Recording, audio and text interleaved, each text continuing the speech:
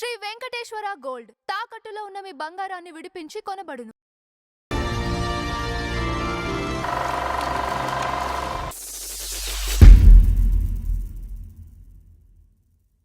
నమస్కారం నందం హరిచంద్రరావు గారు. నమస్కారం అంజుబా స్వామి గారు. సో మనం ఆర్డర్లో వెళ్తున్నాం లింకులు.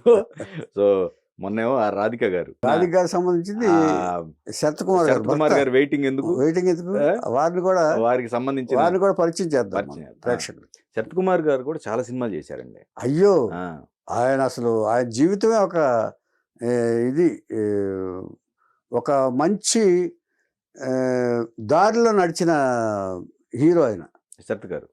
విలన్ నుంచి హీరోగా వచ్చిన మనిషి ఆయన. ఒక మోహన్ బాబు లాగా. ఇప్పుడు మన తెలుగులో మోహన్ బాబు గురించి చెప్పుకోవచ్చు. ఫస్ట్ విలన్ గా వచ్చి తర్వాత హీరో అయ్యాడు ఏమండి. అలాగే ఈయన కూడా ఫస్ట్ అసలు ఆర్టిస్ట్ కాదు ఈయన. ఫస్ట్ ఒక సినిమా తీశాడు ఆయన. కన్నదాస్ గారి డైరెక్షన్ లో ఒక సినిమా తీశాడు, యాక్ట్ చేశాడు. అది చిన్న పాత్ర ఇచ్చాడు ఆయన.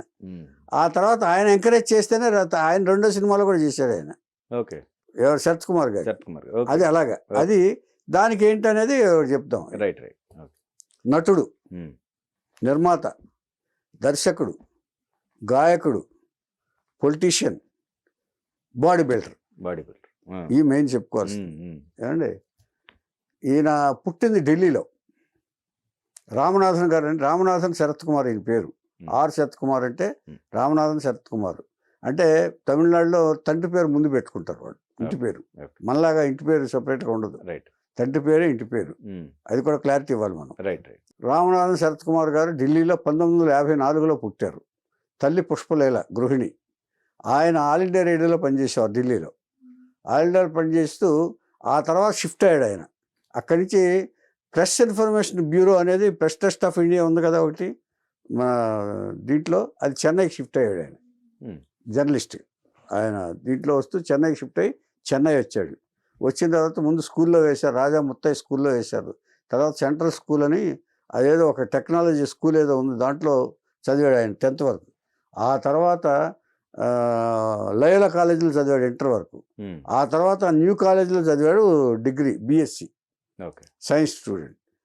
ఈయనకి hockey, football, cricket, body building ఇవన్నీ యాక్టివిటీ. స్పోర్ట్స్ మ్యాన్, మంచి స్పోర్ట్స్ మ్యాన్ అని చెప్పాలి కరెక్ట్గా చెప్పాలంటే.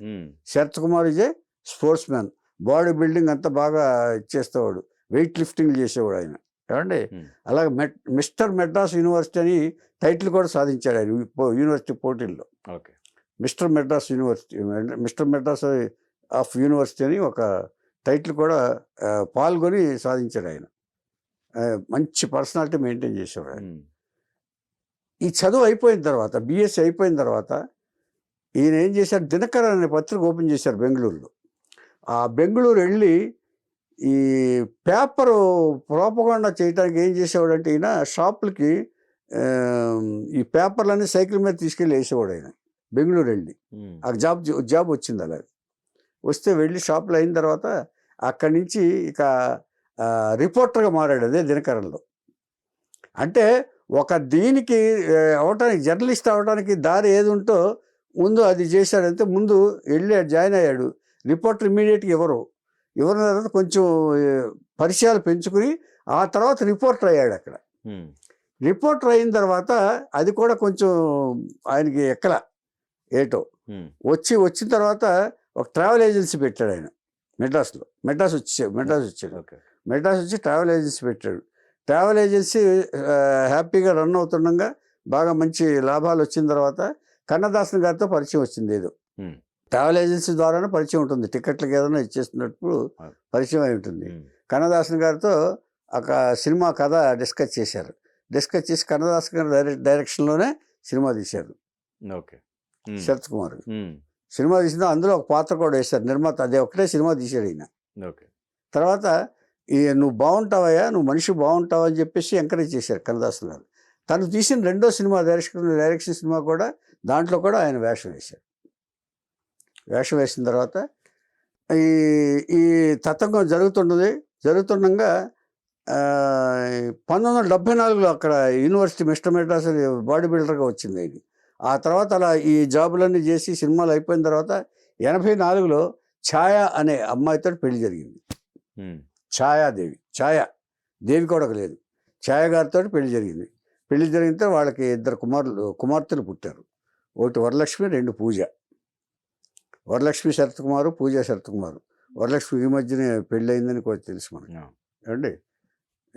ఆవిడ కూడా హీరోయిన్ తెలుగులో ఏమండి. అలాగా ఈయన ఆర్టిస్ట్ అయిన తర్వాత ఈయన బాడీ బిల్డప్ చూసి సినిమాలన్నీ విలన్గా ఎక్కువ అవకాశాలు వచ్చేసినాయి ఈయనకి. ఈయన బాడీ అప్పట్లో విలన్కి అంత సరైన బాడీ బిల్డింగ్ కూడా లేరు. విజయకాంత్ హీరోగా వచ్చిన తర్వాత ఆయనకి సరిపోయే విలన్ అసలు లేడు. పొలం విచారణ అని సినిమా తీశారు, అందరూ విలన్గా వేశారు ఈయన పొలం విచారణ ఏమండి. తర్వాత అదే కెప్టెన్ ప్రభాకర్గా ఇదైందో ఏదో మరి, కెప్టెన్ ప్రభాకర్ అనే సినిమా కూడా ఉంది. ఇవన్నీ సినిమాలు తీసిన తర్వాత విలన్ వేసిన తర్వాత ఈ వరుస సినిమాలు ఒకే సంవత్సరంలో 12 సినిమాలు వరుసగా ఆర్టిస్ట్ అయిపోయాడు. 12 సినిమాలు వేస్తూ ఇంకో సంవత్సరం 8, 9 ఇట్లా సినిమాలు చేసుకుంటుంటే ఈయనకి ఇక పాజిటివ్ క్యారెక్టర్లు రావడం మొదలుపెట్టింది. ఇది యాంటాగనిస్టు అంటే విలను, నెగిటివ్ క్యారెక్టర్లు. ఇప్పుడు ఈ పర్సనాలిటీకి పాజిటివ్ క్యారెక్టర్స్ కొన్ని వేశాడు ఆయన. వేసిన తర్వాత ఈ హీరోగా చేయొచ్చు అని చెప్పేసి హీరోగా సినిమాలు వచ్చినాయి. తర్వాత ఈ హీరోగా సినిమాలు వచ్చినప్పుడు నగ్మ అనే హీరోయిన్తో పరిచయం వచ్చింది 90s దాటిన తర్వాత. నగ్మ అనే హీరోయిన్తో పరిచయం అయింది.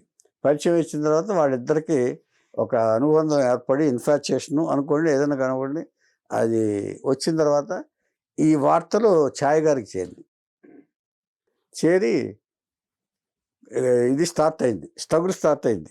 ఆవిడ భరించలేకపోతున్నారు. ఆవిడ స్టార్ట్ అయిన తర్వాత ఆవిడ అప్పుడు ఏంటంటే ఇంటికి ఇది చేసుకొని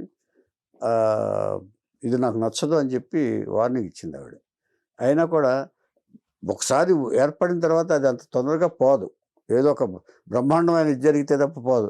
మనం వదులుకున్నా వాళ్ళు వదులుకోరు. ఇప్పుడు ఇద్దరు ఆపోజిట్ వాళ్ళు ఇద్దరు కాంప్రమైజ్ వదులుకోరు వాళ్ళు. ఒకసారి ఏర్పడింది అది కంటిన్యూ అయిన తర్వాత ఇక ఒకసారి చెప్పేసింది ఆవిడ, ఇది కరెక్ట్ కాదు, I don't want you, I want divorce from you అని చెప్పి ఛాయ్ గారు చెప్పారు. ఆవిడ ఈయన కన్విన్స్ చేయడానికి ట్రై చేశాడు ఆయన. అసలు ఆయనకి 2 పిల్లలు ఉన్నారు, ఆడపిల్లలు ఉన్నారు. మరి కన్విన్స్ చేయడానికి ట్రై చేస్తే ఆవిడ వెళ్ళ. అంటే ఒక ఆడదానికి మరో ఇది వస్తుంది, ఇదే నన్ను నిర్లక్ష్యం చేస్తున్నాడంటే ఆ యాటిట్యూడ్ వేరుగా ఉంటుంది. సిన్సియర్ భార్యకి ఆవిడ వెరీ సిన్సియర్ ఆవిడ. నాకేం పర్వాలేదు, నా ఆడపిల్లలతో నేను ఉంటాను, నా ఆడపిల్లలు చాలు, నాకు భర్త అక్కర్లేదు అని చెప్పి 16 సంవత్సరాలు ఉన్నాం కలిసి, చాలు అని చెప్పి మీరు ఇష్టం వచ్చినట్టు మీరు వెళ్ళిపోండి, మీకు వెళ్ళిపోండి అని చెప్పి చేస్తుంది. ఆ సిచ్యువేషన్లో ఈవిడ పిల్లలను సాకుతూ ఇచ్చేసి వరలక్ష్మి హీరోయిన్ చేసింది. అది హీరోయిన్ అయిన తర్వాత వాళ్ళ ఫ్యామిలీకి ఏం బాధలేదు. అయినా కూడా శరత్ కుమార్ బాధ్యతలు ఏం మర్చిపోలేదు ఆవిడకి కూడా, వాళ్ళకి ఏం కావాలన్నా తండ్రిగా ఈయన చూస్తున్నాడు. ఆయన బాధ్యతలు ఏం చెప్పలేదు. ఆ తర్వాత రాధిక గారితో సినిమాలు చేశాడు ఆయన. ఆవిడ 2 పెళ్ళిళ్ళు డిస్టర్బ్ అయింది, పెళ్లి ఉద్దేశం లేదు ముందు. ఆ తర్వాత అతను మాట్లాడడం, ఈ ఫైనాన్షియల్ ఇబ్బందులు వస్తే డిస్కస్ చేసుకోవటం, ఆ ఓదార్చటం, ఇవన్నీ సినిమాలు చేస్తుండగా ఓదార్చటం, అది చూసిన తర్వాత ఆ శరత్ కుమార్ గారు ఒక ప్రాబ్లం వస్తే ఏదో ఒకటి రాధిక గారు తీర్చారు. అది ఇప్పుడు ఇక్కడ నగ్మ గారు పక్కకి వెళ్ళిపోయారు, తప్పదు కదా. ఇక వెళ్ళిపోయారు. ఆవిడ ఇండస్ట్రీ నుంచి వెళ్ళిపోయింది. ఆవిడ ఇప్పుడు సినిమాలు తగ్గిపోయినాయి కదా. సినిమాలు ఉన్నంత వరకేనండి కనెక్షన్స్. లాంగ్ స్టాండింగ్ ఉంటారు కదా హీరోయిన్స్ అంటే మ్యాక్సిమం ఒక 10 years ఉంటారు అంతే. ఆవిడ ఒక సినిమాలు ఎవరు బుక్ చేయకపోతే వెళ్ళిపోతారు కదా. బాంబే వెళ్ళిపోయి పాలిటిక్స్లో చేరింది ఆవిడ. తెలుగులో కూడా లేదు కదా, తమిళ్లో లేదు. ఆవిడ వెళ్ళిపోవటం అంటే వదిలేసి వెళ్ళటం కాదు. ఎలాగో ఇతను సిన్సియర్గా వాళ్ళిద్దరూ ఇష్టపడి అంటే ఊరికి ఇన్ఫాచ్యుయేషన్ తప్ప ఊరికే స్ట్రాంగ్ బాండేజ్ కాదు వీళ్ళిద్దరిది. ఆ టైమ్లీ ఇదంటే రిలేషన్షిప్ ఎప్పుడైనా సరే ఆ టైంలోనే వెళ్ళిపోతాయి. ఆవిడ సినిమాలు లేకపోతే బాంబే వెళ్ళిపోతుంది. ఒక పక్కన జ్యోతికి ఇక్కడ పెళ్లి చేసుకుంది కదా సూర్యని, అంచేత ఈవిడ వెళ్ళిపోయింది. అక్కడ వెళ్ళి పాలిటిక్స్లో చేరింది. సినిమాలు లేకపోతే తెలుగులోనూ రాలేదు, దీంట్లోనూ రాలేదు. కొంచెం యారగెన్సీ వల్ల పోగొట్టుకుంది ఆవిడ. డిమాండ్ చేసేది ఎక్కువ నగ్మా గారు. అప్పట్లో ఆ టాక్ వచ్చింది ఆవిడ. రజనీకాంత్తో చేసినప్పుడు ఇది చేసినప్పుడు డిమాండ్ వచ్చింది. ఆ తర్వాత ఒకటి చెప్పనండి, ఒకే హీరోయిన్ని ఎక్కువ కంటిన్యూ చేయరు వాళ్ళు కూడా, 1-2 సినిమాలు తప్ప హీరోలు కూడా. రజనీ కూడా అంతే ఎక్కువ ఇచ్చేది. ఇక్కడ చిరంజీవి అంతే, చిరంజీవితో గత కూడా చేసింది ఏమండి ఇలాగా. అయినప్పుడు ఈ తర్వాత రాధిక్ గారితో ఈ ప్రాబ్లమ్స్ వచ్చినప్పుడు వాళ్ళిద్దరూ ఒకరినొకరు హెల్ప్ చేసుకున్నారు. ఎవరో శరత్ కుమారు. తర్వాత 3 సార్లు ఈయన నడిగర్ సంఘం అంటే ఆర్టిస్ట్ అసోసియేషన్కి ప్రెసిడెంట్గా చేశాడు ఈయన. ఇప్పుడు మనకు మా అసోసియేషన్ ఎట్లాను, మా అసోసియేషన్ లేక అక్కడ నడిగర్ సంఘం, నడిగర్ సంఘానికి 3 సార్లు ఎలక్ట్ చేయబడ్డాడు ఏకగ్రీవంగా. అంటే ఎంత సర్వీస్ చేసి ఉంటాడు ఏమండి. ఆ తర్వాత ఈయన అయిపోయింది. నాట్టామ పెళ్లి చేసుకున్నాడు ఆయన. పెళ్లి చేసుకుంటే రాధికని పెళ్లి చేసుకున్నారు. 2001లో 2000లో విడాకులు ఇచ్చారు. 2001లో పెళ్లి చేసుకున్నారు. 84 to 2000 వరకు ఛాయా గారితో ఉన్నారు. బట్ వీళ్ళ రిలేషన్స్ ఏం పోలా. మనం ఒకటి గ్రహించాలి. ఇప్పుడు వీళ్ళు రాధిక గారిని వాళ్ళు యాక్సెప్ట్ చేశారు. వాళ్ళు మాట్లాడుకుంటారు. వాళ్ళ పిల్లలు వాళ్ళందరూ కూడా వీళ్ళు రిలేషన్షిప్స్ ఏమి పోగొట్టుకోవాలి. ఇంచేతంటే ఇప్పుడు ఒకళ్ళొకరు దుర్మార్గులు ఎవరు, ఇందులో దుర్మార్గులు ఎవరు లేరు. సిచ్యువేషన్స్ వల్ల వాళ్ళు విడిపోయారు అంతే. అది గ్రహించాలి మనం. ఏమండి, వాళ్ళ ఫాదర్ తోటి రిలేషన్షిప్ మెయింటైన్ చేస్తారు, రాధిక గారితో మాట్లాడతారు, ఛాయ్ గారు రాధిక గారితో వాళ్ళు మాట్లాడుకుంటూ ఉంటారు. కొన్ని సిచ్యువేషన్ మాకు నచ్చకపోబట్టి మేము విడిపోయాం అంతే తప్ప అని అనుకుంటారు, ఆయన అనుకుంటారు. అలాగే అందుకనే వాళ్ళ రిలేషన్షిప్ లాంగ్ స్టాండింగ్ ఇప్పటివరకు ఉండగలిగింది. లేకపోతే ఉండరు కదా. వాళ్ళు కూడా బాగా ఉన్నారు ఏమండి. ఇలా ఉంటుండగా ఒకసారి ఈయన ఏఐడిఎంకే ఫేవరెట్, జయలలిత గారితో బాగా సత్సంబంధాలు ఉన్నాయి పొలిటికల్గా, ఫస్ట్ ఏఐడిఎంకి. అలా జరుగుతున్నప్పుడు ఆర్బి చౌదరి గారు నాట్టామయ్య అనే సినిమా తీశాడు ఆయన. నాట్టామయ్య అంటే తెలుగులో పెదరాయుడు మోహన్ బాబు తీశాడు. రజనీకాంత్ నాట్టామయ్య వేశాడు కదా. అందులో ద్విపాత్ర శరత్ కుమార్ చేసి సూపర్ డూపర్ హిట్ అయింది ఏమండి. అంటే సూపర్ డూపర్ హిట్ అంటే దానికి ఒక ఇన్సిడెంట్ జరిగింది. ఆయన జయలలిత గారికి ఏం చేశారంటే, ఈ సినిమా చాలా బాగా వచ్చిందండి చూడండి అని చెప్పేసి క్యాసెట్ చేసి ఇచ్చాడు ఆయన. ఎవరికి? జయలలిత గారికి ఇస్తే అది ఏమైందంటే జేజే టీవీలో సినిమా రిలీజ్ అవ్వకుండానే వేసేశారు. అయ్యో, వేసేటప్పటికి పెద్ద అప్రూవర్ అయిపోయింది. ఆర్బి చౌదరి శరత్ కుమార్ని నేను నీకు చూడమని ఇస్తే, హీరో అని ఇస్తే నువ్వు జేజే టీవీలో వేస్తావా అని చెప్పి నీకు లీగల్ నోటీస్ ఇస్తా అని చెప్పి జాగ్రత్తగా చెప్పి ఇచ్చేసాడు. అప్పుడు ఆయన హర్ట్ అయ్యి జయలలిత గారికి వాళ్ళకి నోటీసులు పంపించారు, ఎందుకు చేశారులాగా అని చెప్పి. అక్కడితో వాళ్ళ రిలేషన్షిప్స్ బ్రేక్ అయింది. బ్రేక్ అయితే నాటమే రిలీజ్లో కూడా ప్రాబ్లమ్స్ క్రియేట్ చేశారు ఆవిడ. థియేటర్స్ దొరకకుండా వాళ్ళు ఇప్పుడు అలాగా ఆవిడ కోపానికి గురైతే చాలా సందర్భాల్లో మనం మాట్లాడుకుంటాం, తర్వాత మాట్లాడుకుంటాం ఏమండి. కోపానికి గురైతే ఏదో ఇబ్బందులు గురి చేస్తారు ఆవిడ. రజనీకాంత్ ఫేస్ చేశాడు, అది అందరూ ఫేస్ చేశారు ఏమండి. ఇలా ఉంటుండగా ఆ నాటమైతో ఏఐడిఎంకే నుంచి మళ్ళీ డిఎంకేకి వచ్చాడు ఆయన. డిఎంకేకి ఎందుకు వచ్చాడు? అప్పుడు రజనీకాంత్ డిఎంకే సపోర్ట్ చేస్తున్నాడు. అప్పుడు రజనీకాంత్ డిఎంకే సపోర్ట్ చేస్తున్నాగా డిఎంకే వచ్చాడు. ఈవిడ కూడా రాధిక గారు కూడా ఇదైపోయింది. ఆ తర్వాత మళ్ళీ ఈ పార్టీ విషయాలకు వస్తే ఆ సొంత పార్టీ కూడా పెట్టుకున్నాడు ఆయన. డిఎంకే వాళ్ళు రాజ్యసభకి దీనికి రాజ్యసభకు పంపించారు. ఆ తర్వాత లోక్సభ ఎలక్షన్లో ఒకసారి ఓడిపోయారు. ఓడిపోయిన తర్వాత పోటీ చేస్తే ఓడిపోయారు. అప్పుడు ఏఎండిఎంకే గెలిచింది. అప్పుడు ఈయన్ని రాజ్యసభకు పంపించారు డిఎంకే వాళ్ళకున్న సీట్లలో. రాజ్యసభకు పంపించి ఆ తర్వాత ఈయన సొంత పార్టీ పెట్టి అసెంబ్లీకి పోటీ చేసి రాజ్యసభ మెంబర్కి రిజైన్ చేసి కొన్ని సంవత్సరాలతో చేసిన తర్వాత 3 సంవత్సరాలు ఎన్నో ఇంకో 3 సంవత్సరాలు ఉంది. ఆయన రిజైన్ చేసి అసెంబ్లీకి పోటీ చేసి నెగ్గాడు. సొంత పార్టీ సమత్వ పార్టీ ఏదో పెట్టాడు ఆయన, అది శరత్ కుమార్ గారు. సరే, అది రాజకీయం తర్వాత అది పార్టీలు మారటం చేరటం చేస్తూ ఇలా ఉన్నారు. తర్వాత ఈయన నడిగర్ సంఘంలో యాక్టివ్గా ఉన్నారు. ఇలా ఉంటున్న తర్వాత ఇప్పుడు ఈ రాధిక గారితో ఇదైపోయిన తర్వాత వీళ్ళకి ఈ కొంతకాలానికి 2004లో ఒక అబ్బాయి పుట్టాడు, రాహుల్ అనే అబ్బాయి. తర్వాత రేయాన్ని ఈయన సొంత కూతురుగా భావించి పెళ్లి చేశారు. రాధిక గారి ఫస్ట్ మిథున్ అభిమన్యు అనే క్రికెటర్ ఒకటి ఉన్నాడు, ఓకే ఓకే, అది పాపులర్ పేరు, అది అందరికి తెలిసిందే. అతనితో పెళ్లి చేశారు. రేయాన్ లవ్ చేసి వాళ్ళు ఇంటరాక్షన్ అయ్యి ఎలా ఉన్నారో తెలియదు. మిథున్ అభిమన్యు అంటారు అతను, క్రికెట్. ఇక్కడ శరత్ కుమార్ గారు అక్కడ వాళ్ళ డాక్టర్కి ప్లస్ ఇక్కడ రాధిక గారి వాళ్ళ డాక్టర్తో కథ ఉంది. అదే వాళ్ళ డాక్టర్ చిన్న లైన్ చెప్తాను నేను. Okay okay. నికోలాయ్ సత్యదేవ్ అనే అతనితో వరలక్ష్మి లవ్ చేసింది, ఫ్రెండ్స్ వాళ్ళు. కానీ నికోలాయ్ సత్యదేవికి ఈవిడ రెండో భార్య వరలక్ష్మి.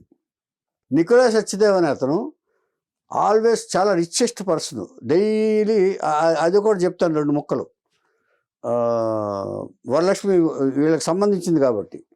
ఆ Nikolai Satyadev very rich man జరుగుతుంటే ఈ కవిత అనే అమ్మాయి ఒక ఎయిర్ హోస్టెస్గా పనిచేస్తుంది. ఆవిడ మిస్ గ్లోబల్గా ఎన్నికైంది. మిస్ గ్లోబల్ ఎన్నికైన తర్వాత మిస్ ఇండియా లెవెల్లో గ్లోబల్గా ఆవిడ పేరు కవిత కృష్ణమూర్తి ఏదో ఉంది సంథింగ్. ఏమండి, ఆ ఎయిర్ హోస్టెస్తో ఉండగా ఈయన ప్రతి విమానంలోనూ కనపడుతున్నాడు. ఈయన సత్యదేవ్, నికోలాయ్ సత్యదేవ్ ప్రతి విమానంలో కనపడుతుంటే ఒకసారి ట్రాన్సిట్ విమానాలు ఉంటాయి కదా, ఈ ట్రాన్సిట్ విమానంలో ఈవిడ వెళ్తే ఇంకో విమానంలో అతను కనపడుతున్నాడు ఇంకోసారి కూడా. ఇలా ప్రతిసారి విమానంలో కనపడుతాడు ఏంటని ఆ తర్వాత అలా మాటలు కలుపుకున్నారు. మాటలు కలిపితే నేను ఫలానా సోదరు నేను మిమ్మల్ని ఇష్టపడుతున్నాను అని చెప్పేసి వాళ్ళిద్దరిని మదర్కి పరిచయం చేసి వాళ్ళ మదర్కి పెళ్లి చేసుకున్నారు. పెళ్లి చేసుకున్న తర్వాత ఆ తర్వాత ఈవిడ ఇది వచ్చింది, ఈగో ప్రాబ్లమ్స్ వచ్చినాయి తర్వాత వీళ్ళిద్దరికి. వచ్చిన తర్వాత మోడల్గా చేసేటప్పుడు చిన్న ప్రాబ్లమ్స్ వచ్చి అత్తగారికి వీళ్ళకి ఆ తర్వాత విడాకులు తీసేసుకున్నారు. నికోలాయ్ సత్యదేవ్ విడాకులు తీసుకున్న తర్వాత అంతకుముందే మరి ఎక్కడ పరిచయం ఈవిడికి వరలక్ష్మి శరత్ కుమార్ గారు పరిచయం. ఓకే, ఆయన సత్యదేవ్ పరిచయం అయితే తన యాక్సెప్టెన్స్ చెప్పింది ఈవిడ పెళ్లి చేసుకుంటున్నాడు ఆయన. ఇచ్చేదంటే వాళ్ళకి ఏదో ప్రాబ్లమ్స్ వచ్చినాయి. ఇది అంటే ఆవిడ కూడా అందగత్తే, కవిత అనేవాడు చాలా బాగా మంచి అందం, మిస్ గ్లోబల్ అంటే అది. ఆవిడ పెళ్లి చేసుకున్నారు. ఆ పెళ్లి చేసుకున్నప్పుడు ఛాయాదేవి గారితో పాటు శరత్ కుమార్ గారు ఉండి ఆవిడకి పెళ్లి చేశారు. ఓకే, పూజ అనే అమ్మాయి పెళ్లి చేసుకోవాలి అసలు. ఆవిడ పెళ్లి గురించి వార్తనే లేదు. రెండో అమ్మాయి పూజ శరత్ కుమార్. ఆ అమ్మాయి పెళ్లి గురించి వార్తలు లేవు, ఇంతవరకు పెళ్లి గురించి ఎత్తలేదు. సరే వీళ్ళు ఈవిడ చెప్పాం కదా రారా మీడియా వర్క్స్లో, ఈయన కూడా ఈ పొలిటికల్స్లో ఉండి ఆ దాంట్లో పార్ట్నర్ అయ్యి 2 సార్లు చెక్ బౌన్స్ కేసుల్లో వీళ్ళకి నోటీసులు వచ్చి అరెస్ట్ అయ్యి వాళ్ళకి శిక్ష పడి ఆ తర్వాత వాళ్ళు ఫైనాన్స్ కట్టి ఆ తర్వాత విడుదలయ్యారు. చెక్ బౌన్స్ 7 చెక్కులు అది ఇచ్చి బౌన్స్ అయింది. 7 కేసులు పెట్టాడు వాడు శరత్ గారి మీద రాధిక మీద. రాధిక శరత్ గారిని ఇన్వాల్వ్ చేసేసింది కదా దాంట్లో ఆవిడ. ఓకే ఓకే, దీంట్లో ఇప్పుడు రాధిక పెళ్ళి అయిన తర్వాత మేనేజింగ్ డైరెక్టర్ పార్ట్నర్ కింద శరత్ గారు ఉంటారుగా. అంతకుముందు ఆవిడ ఒక్కరే, రాధిక గారు ఒక్కడే. ఈయన కూడా పార్ట్నర్ అయ్యాడు. ఈయన అప్పులు కూడా అప్పుడు రాధిక గారు తీర్చారని విన్నాను. ఒక 50 లక్షలు ఏదో ప్రాబ్లం ఉంటే ఈయన ఏదో ఇచ్చేస్తుంది. ఈయన నిర్మాత కూడా కదా, దాదాపు 7 సినిమాలు చేశాడు. దాదాపుగా 8-9 సినిమాలు చేశాడు నిర్మాతగా చేశాడు ఆయన. తర్వాత దాదాపుగా 150 సినిమాలు మొత్తం ఎన్నో చేశాడు ఆయన. ఏమండి, ఇప్పుడు వాళ్ళిద్దరూ బాగా అన్యోన్యంగా వాళ్ళ ఇబ్బందులన్నీ దాటుకుని వీళ్ళ ఫ్యామిలీకి అండగా ఉన్నారు. ఈ మధ్యనే అత్తగారు పోయారు, ఆవిడ గీత గారు. సెప్టెంబర్ 20నో ఎప్పుడో ఈ సంవత్సరమే గీత గారు పోయారు. ఇప్పుడు ఆ ఫ్యామిలీకి అండగా శరత్ కుమార్ అసలు ఏమీ ఇదవల. ఓటీటీ సినిమాలు కూడా ఇప్పుడు స్టార్ట్ చేసింది ఆవిడ, రాధిక్ గారు. ఓటీటీ ప్లాట్ఫామ్ దానికి వాళ్ళ అమ్మాయిలు వచ్చారు. శరత్ గారు దీన్ని విష్ చేశారు వాళ్ళని. ఓటీటీ ప్లాట్ఫామ్ సినిమాలు స్టార్ట్ చేసింది ఆవిడ. అల్లు అరవింద్ గారి పార్ట్నర్షిప్లో అల్లు అరవింద్ గారు కూడా ఉన్నారు. అంచేత వాళ్ళ వ్యాపారాలు మీడియాలో చాలా నంబర్ 1 స్థానంలో రాధిక్ గారు ఉన్నారు ఇప్పుడు. రాధిక్ గారు, శరత్ కుమార్ గారు ఇద్దరు. వాళ్ళు హ్యాపీగా అతనికి ఇప్పుడు ఆ కొడుక్కి 14 ఏళ్ళు ఓకే. ఇప్పుడు. ఉమ్, అంటే 2004లో పుట్టాడు. అంటే అక్కడ ఆడపిల్లలే ఉన్నారు, ఇక్కడ వంశోద్ధారకుడు పుట్టాడు. ఉమ్, అలాగా శరత్ కుమార్ గారి వంశానికి ఒక వారసుడు పుట్టాడు ఇక్కడ. ఇది వాళ్ళు హ్యాపీగా లీడ్ చేస్తున్నారు లైఫ్. అటు ఆ ఫ్యామిలీకి ఏం అన్యాయం చేయలే. వాళ్ళకి ఏం అవసరం వచ్చినా ఈయన ఉంటాడు అక్కడ, అదే. శరత్ కుమార్ గారు. సో 2 ఫ్యామిలీస్ అంటే ఒక చిన్న మిస్అండర్స్టాండింగ్ వల్ల విడిపోయారు తప్ప వాళ్ళు ఒకళ్ళనొకళ్ళు కాదనుకుని కాదు, అదే. ఒకళ్ళ మీద ఒకళ్ళు అసహ్యమని కాదు.